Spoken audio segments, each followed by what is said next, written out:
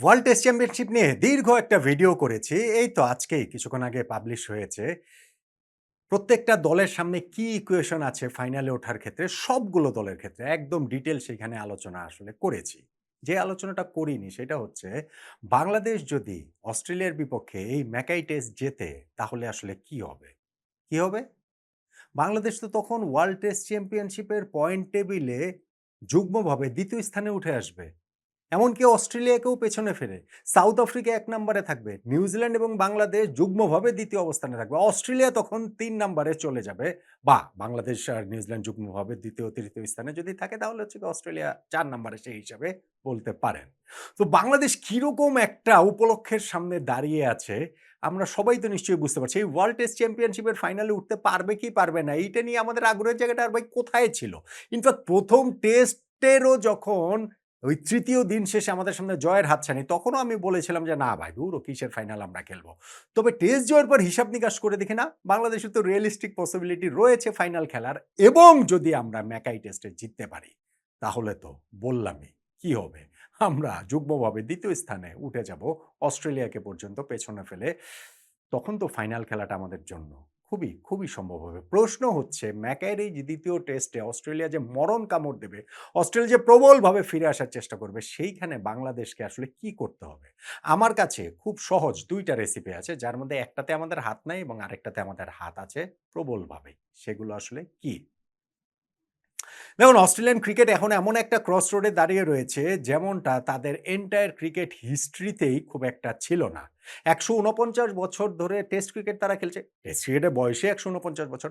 তার মধ্যে ঘরের মাটিতে অস্ট্রেলিয়া সবগুলো টেস্ট হেরেছে, হোয়াইট ওয়াশড হয়েছে কেবলমাত্র একবার, এবং সেইটা ১৩৯ বছর আগে ১৮৮৭ সালে ইংল্যান্ডের কাছে ২ টা টেস্ট তারা হেরেছিল। এখন বাংলাদেশের কাছে যদি এই ১৩৯ বছর পরে, যেই সময়টার মধ্যে তারা একাধিক টেস্টের সিরিজ ঘরের মাটিতে খেলেছে ১১০ টা, কোনোটাতেই তারা হোয়াইট ওয়াশড হয়নি, সবগুলো ম্যাচ হারেনি। এই টেস্ট সিরিজে যদি সেটা হয়ে যায়, তাহলে তো অস্ট্রেলিয়ার ক্রিকেটটা একেবারে তুমুল একটা, মানে আলোড়নের মধ্যে পড়ে যাবে। অলরেডি বাংলাদেশের সাথে হারার পর সেটা হয়েছে। কিন্তু যদি সেইটা হয়ে যায়, আজকে যে প্রেস কনফারেন্সেও প্যাট কামিন্সের কাছে প্রশ্ন গিয়েছিল এবং তিনি বলেছেন যে, "না, আমি আশা করব যে এই রেকর্ডটা আরো বেশ কিছু বছর টিকে থাকবে। এই যে ১৩৯ বছর ধরে যে অস্ট্রেলিয়া হারে না।" কিন্তু বাংলাদেশ তো সেটা আসলে পাল্টে দিতেই পারে। যেমনটা দিয়েছিল পাকিস্তানের বিপক্ষে। পাকিস্তানও তাদের দীর্ঘ ক্রিকেট ইতিহাসে ঘরের মাটিতে হোয়াইট ওয়াশড হয়েছিল কেবলমাত্র একটা সিরিজে। তবে অস্ট্রেলিয়ার সাথে সেটার পার্থক্য আছে। পার্থক্যটা কি?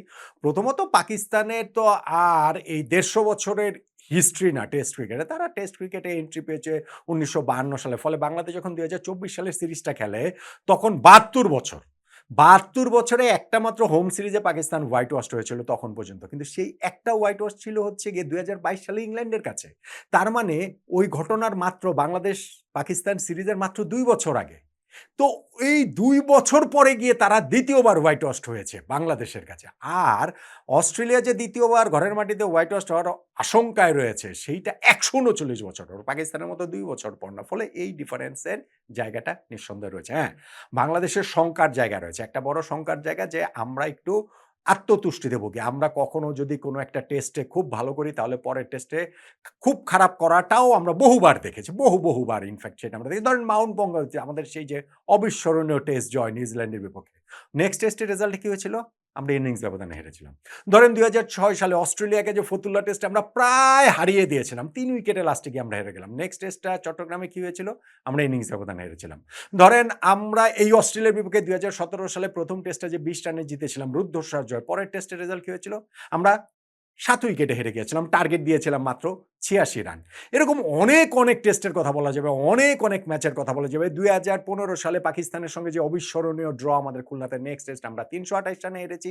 আমাদের ঠিক তেমনিভাবে ২০০৪ সালে ওয়েস্ট ইন্ডিজের সঙ্গে আমাদের যে ক্রিকেট খেলে ১ম ড্র যেটাকে আসলে বলতে পারেন, সেই ড্রয়ের পরের টেস্টটাতে আমরা ইনিংস ব্যবধান নিচ্ছি। ফলে এই আশঙ্কার জায়গাটা রয়েছে যে অস্ট্রেলিয়ার সঙ্গে এই 2nd টেস্টটাতে আমরা আসলে কি করি? কতটা ভালো করতে পারি? বা নাকি আমরা ওরকমভাবে আবার আত্মতুষ্টিতে ভুগে একটা অসহায় আত্মসমর্পণ করব, এবং এই জায়গাটাতে আমি বলছি যে বাংলাদেশের আসলে করণীয় জায়গাটা কি? দেখুন, যেই উইকেটটাতে খেলা হবে ম্যাকের যেই কন্ডিশনে খেলা হবে সেটা ডারউইনের মতো না। কিন্তু বাংলাদেশ এই কন্ডিশনের জন্যই কিন্তু প্রিপারেশন নিয়েছে। বাংলাদেশ যে অস্ট্রেলিয়ায় যে টেস্ট ক্রিকেট খেলবে সেটা ওই যে পেসি উইকেট, বাউন্সি উইকেট, এই যে একটু ঠান্ডার মধ্যে এর জন্যই কিন্তু প্রিপারেশন। ডারউইনের কন্ডিশনটা উইকেটটাও টু সাম এক্সটেন্ট সেটা আমাদের জন্য একটুখানি লাকি ব্রেক হয়ে এসেছিল। কিন্তু আমাদের সকল প্রিপারেশন ছিল হচ্ছে গিয়ে এইরকম কন্ডিশনে খেলার জন্যই। ফলে বাংলাদেশ প্রিপারেশন ওয়াইজ পিছিয়ে আছে সেটা বলার কোনো উপায় নেই। এবং ১ম টেস্ট জয়ের পর মানসিকতার দিক থেকেও আমরা খুবই চাঙ্গা অবস্থায় আছি সেটাও বলতে হবে। ও বেশি না আমরা আয়েশি হয়ে যাই কেবলমাত্র আশঙ্কার জায়গা সেইখানটাতে। এবং যেই উইকেটটাতে খেলা হচ্ছে অস্ট্রেলিয়ার এটা কিন্তু নতুন টেস্ট ভেন্যু। এই ম্যাকাইতে আগে কখনো টেস্ট ম্যাচ হয়নি। ৫ টা মাত্র ফার্স্ট ক্লাস ম্যাচ হয়েছে এবং এইটার যে কিউরেটর তিনি গ্যাবায়, ব্রিসবেনের গ্যাবায় দীর্ঘ একটা সময় কাজ করেছেন। ১৭ বছর তিনি ওই জায়গাটাতে কাজ করেছেন এবং গ্যাবার উইকেটের মতোই উইকেটটা এই ম্যাকাইতে হবে সেইটা ধারণা করা হচ্ছে যে এইখানটাতে পেস থাকবে, বাউন্স থাকবে এবং অস্ট্রেলিয়ানরা আমাদের উপরে সেইভাবে ঝাঁপিয়ে পড়ার চেষ্টাটা অবশ্যই করবে। কিন্তু বাংলাদেশ সেইটাকে আসলে প্রতিরোধ আমরা কিভাবে করতে পারি? আমি বলছিলাম যে ২ টা ওয়ে আউট রয়েছে। Number 1 toss. টসটা খুব গুরুত্বপূর্ণ। টস জয় নাকি পরাজয় গুরুত্বপূর্ণ আমি সেটা বলছি না। আমি বলছি টস গুরুত্বপূর্ণ। না, টস জয়টাই গুরুত্বপূর্ণ। কেননা গত টেস্ট জিতে অস্ট্রেলিয়ার ক্যাপ্টেন প্যাট কামিন্স যেরকম আগে তারা ব্যাটিং বেছে নিয়েছিলেন, বাংলাদেশকে হেলাফেলা করে তুচ্ছ-তাচ্ছিল্য করে নিশ্চিতভাবে এটা তারা স্বীকার করবে না কিন্তু নিশ্চিতভাবেই তাই। ঐরকম পরিস্থিতিতে ভারতের সঙ্গে, ইংল্যান্ডের সঙ্গে, সাউথ আফ্রিকার সঙ্গে, নিউজিল্যান্ডের সঙ্গে খেলা হলে তারা টস জিতে আগে ব্যাটিং নিতেন না। ফলে বাংলাদেশকে তারা পাত্তা দেয়নি সেটার মাসুল তারা করেছে। ফলে এই টেস্টে টস জিতলে আর ওই পাত্তা না দেওয়ার উপায় থাকবে না। বাংলাদেশের জন্য তাই টস জেতাটা গুরুত্বপূর্ণ। আগে বোলিং করাটা গুরুত্বপূর্ণ আমি মনে করি। কেননা উইকেটে ওইখানটাতে যে আর্লি অ্যাসিস্ট্যান্টটা থাকবে আমাদের বোলার মানে পেস বোলারদের জন্য, যেকোনো দলের পেস বোলারদের জন্য, সেইটা কাজে লাগানোটা ভীষণ রকমেরই গুরুত্বপূর্ণ। সো টসটা আসলে খুব ভাইটাল। কিন্তু এটা তো আমাদের হাতে নাই। আমাদের হাতে আছে? আমাদের হাতে নাই। আমাদের হাতে কি আছে? নাম্বার 2 আমি যেটা বলছিলাম সেটা ভালো পারফর্ম করার মধ্যেও আমি আলাদা করে বলব হচ্ছে গিয়ে আমাদের ব্যাটিংটা ভালো করা। ব্যাটিংটা ভালো করা। বোলাররা ভালো করবে আমার সেই কনফিডেন্সের জায়গাটা রয়েছে। আমাদের সবারই কনফিডেন্সের জায়গা রয়েছে এবং আমাদের বোলাররা টাইম অ্যান্ড এগেইন দেখিয়েছে যে তারা ভালো করতে সক্ষম। ধরেন আমাদের এই ১ম টেস্ট ডারউইনে যে জয়ের নায়ক হাসান মাহমুদ, আমাদের সব বোলার যদি সুস্থ থাকতেন হাসান মাহমুদ হয়তোবা 11 এই চান্স পেতেন না। ধরেন নাহিদ রানাও সুস্থ আছেন, শরীফুলও সুস্থ আছেন। তাসকিন, নাহিদ রানা, শরীফুল প্রবাবলি এই ৩ জন মিলেই কিন্তু আমাদের পেস ট্রায়ো সাজানো হতো। ফলে ওই সুযোগ পেয়ে হাসান মাহমুদ যখন এরকম পারফর্ম করতে পারেন, তার মানে আমাদের এই জায়গাটাতে হচ্ছে গিয়ে পারফরম্যান্স করার জন্য সবাই মুখিয়ে থাকবেন বোলারদের মধ্যে এবং তারা সেটা পারেন। শরীফুল এই টেস্টের একাদশে ঢোকাটা উচিত বলে আমি মনে করি। সেটা আমরা ৪ পেসার খেলাই অথবা ৩ পেসার ২ স্পিনার খেলাই। সেইখানটাতেও আমি মনে করি শরীফুলের ঢোকা উচিত। ফলে তিনিও পারফর্ম করার জন্য মুখিয়ে থাকবেন। সো আমার বোলারদের উপরে আস্থা আছে। মিরাজ, তাইজুল, মিরাজ কি অসাধারণ বোলিং করেছেন সেখানে এবং এই টেস্টের উইকেটটা পরের দিক দিয়ে গিয়ে স্পিনারদের অ্যাসিস্ট করবে। একটু আশঙ্কার জায়গা হচ্ছে কি সেই পর পর্যন্ত টেস্টটাকে আমরা টেনে নিতে পারবো কিনা। লেটস সে 5th ডে পর্যন্ত আমরা টেস্টটাকে নিয়ে যেতে পারবো কিনা এবং সেই ক্ষেত্রেও টসটা খুব গুরুত্বপূর্ণ হয়ে উঠতে পারে যে আমরা যদি ওইখানটাতে যে যদি আমরা এটা মানে আমাদের হচ্ছে গিয়ে তখন ওই বোলারদের কাজটা করতে হবে। কিন্তু আমি যেটা বলছি বোলারদের উপর আমাদের আস্থা রয়েছে। ব্যাটিংটা আসলে ভালো করতে হবে এবং এইটা খুব গুরুত্বপূর্ণ। দেখুন ১ম টেস্টে আমরা যেই ব্যাটিংটা করেছি সেটা কিন্তু এই সময়ের ব্যাটিং না। ধরেন এই যে বাজবল যুগের ব্যাটিং না। টেস্ট ক্রিকেটেও এখন যে টি-20 র ছায়া পড়েছে সেরকম ব্যাটিং না। আমরা কিন্তু প্রথাগত টেস্ট ব্যাটিং করেছি এবং সেইটা বাংলাদেশের পক্ষে প্রবলভাবে গেছে। সেইটা অস্ট্রেলিয়ার এইজিং বুড়ো হয়ে যাওয়া বোলিং লাইনআপের এগেইনস্ট এ প্রবলভাবে গেছে। অস্ট্রেলিয়ার এই বোলিং লাইনআপ তো অসাধারণ। তাদের ক্রিকেট হিস্ট্রির ওয়ান অফ দ্য ফাইনেস্ট। এইখানে হচ্ছে গিয়ে আপনি বলবেন যে Mitchell Starc, Josh Hazlewood, Pat Cummins এবং নাথান লায়ন ৪ জনের ৩০০ প্লাস টেস্ট উইকেট এবং ৪ জন মিলে ১৬০০ প্লাস টেস্ট উইকেট রয়েছে। কিন্তু তারা বয়স তো তাদের পক্ষে নেই।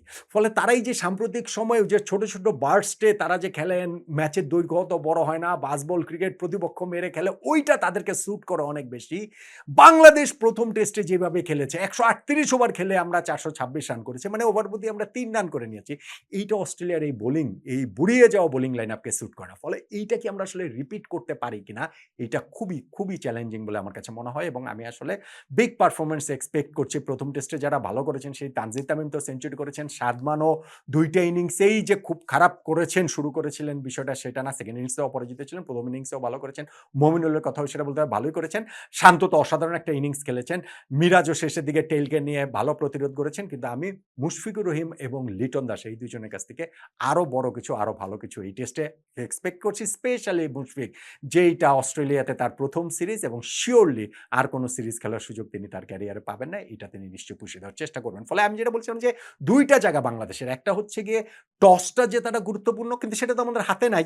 আর যদি আমরা সেটা না পারি, যেটা আমাদের হাতে আছে সেটা হচ্ছে গিয়ে আমাদের পারফরম্যান্স, স্পেশালি আমাদের ব্যাটসম্যানদের পারফরম্যান্সের দিকে আমি খুব করে তাকিয়ে থাকবো এবং ব্যাটসম্যানদের পারফরম্যান্স আসলে ঠিক করে দেবে এই টেস্টে আমরা কতটা কম্পিট করতে পারবো, অস্ট্রেলিয়ার সঙ্গে কতটা চোখে চোখ রেখে লড়াই করতে পারবো।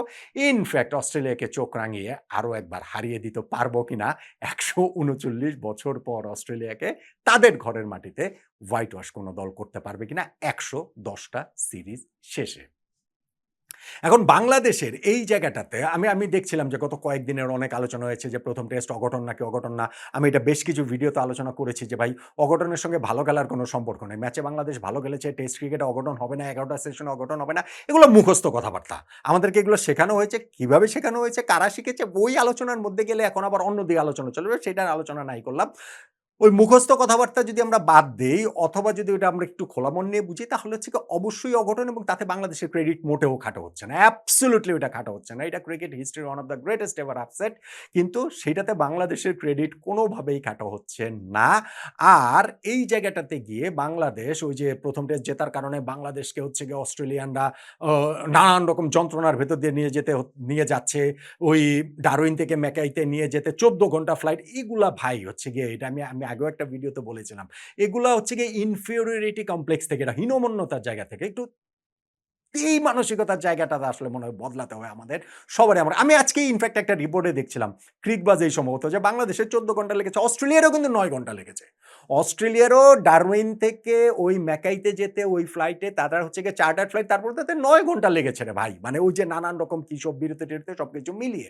ফলে এইটাকে একেবারে এত বড় ইস্যু করাটা, এইটা ভাই আসলে বাংলাদেশ টিম ১ম টেস্টে যেই ক্রিকেট খেলেছে তাতে সেটা ডিজার্ভ করে না। আমার কাছে বরং মনে হয় যে আমরা অস্ট্রেলিয়াকে একটা রিয়ালিস্টিক্যালি তাদেরকে একটা চেপে ধরার সুযোগ পেয়েছি এবং আমাদের টিমের যে বডি ল্যাঙ্গুয়েজ, আমাদের টিমের যে প্রিপারেশন, আমাদের হোল প্রিপারেশনটা আসলে এই ম্যাকাইয়ের উইকেট কন্ডিশন এরকম এর অবস্থার জন্যই, এবং ১ম টেস্ট জেতাটা আমাদের জন্য বিরাট একটা অ্যাডভান্টেজ। কিন্তু একই সঙ্গে যদি আমরা এখন সেকেন্ড টেস্টে অস্ট্রেলিয়ার বিপক্ষে জিততে পারি, তাহলে তো ওয়ার্ল্ড টেস্ট চ্যাম্পিয়নশিপের পয়েন্ট টেবিল, আমি বলছিলাম যে আমরা যুগ্মভাবে ২য়-তে উঠে যাব। সেটা কিভাবে? আমরা যদি এই টেস্টটা জিতি তাহলে আমাদের পয়েন্ট হয়ে যাবে ৪০ পয়েন্টের সঙ্গে আরো ১২ পয়েন্ট যোগ হবে ৫২ পয়েন্ট। আমরা ৬ টা টেস্ট ম্যাচ, ৬ বারং ৭২ পয়েন্টের মধ্যে ৫২ পয়েন্ট হবে। সেই পয়েন্ট পার্সেন্টেজটা হবে 72.22%। নিউজিল্যান্ডেরও কিন্তু এই মুহূর্তে 72.22% রয়েছে। ফলে আমরা নিউজিল্যান্ডের সঙ্গে একদম এক সমতায় চলে আসবো। 75% নিয়ে সাউথ আফ্রিকা তখন ১ নম্বরে থাকবে। আর অস্ট্রেলিয়া, যারা এখন এই টেস্টে যদি তারা হেরে যায়, তাহলে ১০ টেস্টে তাদের হবে হচ্ছে গিয়ে ৩য় পরাজয় হবে, ৭ জয় তাদের হবে। সো ১২০ পয়েন্টের মধ্যে ৮৪ পয়েন্ট, মানে হচ্ছে গিয়ে তারা 70% নিয়ে বাংলাদেশেরও পেছনে চলে আসবে। ওয়ার্ল্ড টেস্ট চ্যাম্পিয়নশিপের ফাইনাল খেলাটা তখন বাংলাদেশের জন্য একটা রিয়েল পসিবিলিটির সামনে আমরা দাঁড়িয়ে যাব, যে তখন হাতে থাকা বাকি ৬ ম্যাচের মধ্যে, ৬ টা টেস্ট ম্যাচের মধ্যে বাংলাদেশের আর ৩ টা ম্যাচ জিতলে হবে। সেই ৬ টেস্টের মধ্যেও ৪ টা আবার ঘরের মাটিতে, ওয়েস্ট ইন্ডিজের বিপক্ষে ২ টা, ইংল্যান্ডের বিপক্ষে ২ টা, আর অ্যাওয়েতে সাউথ আফ্রিকার বিপক্ষে ২ টা রয়েছে। যাক, সেগুলো পরেরটা পরে। কিন্তু আমি মনে করি যে বাংলাদেশ, আগের ইতিহাসে আমাদের ওরকম অনেক সেটব্যাক রয়েছে যে একটা ম্যাচ ভালো খেলার পর পরের ম্যাচে মুখ থুবড়ে পড়ার, আয়েশি হয়ে যাওয়ার, অথবা আমরা সেই প্রেশার নিতে পারি না, অথবা প্রতিপক্ষের প্রবলভাবে ফিরে আসা। এই সবকিছু সামাল দিয়ে ম্যাকাই টেস্টে বাংলাদেশ খুব ভালো করবে। এরকম আশার জায়গাটা বোধহয় এখন আমরা একটু করতেই পারি। ৫ দিন নাজমুল হোসেন শান্ত যেটা বলেছেন, একেবারে সমানে, সমানে গুড ক্রিকেট খেলে লড়াই করা।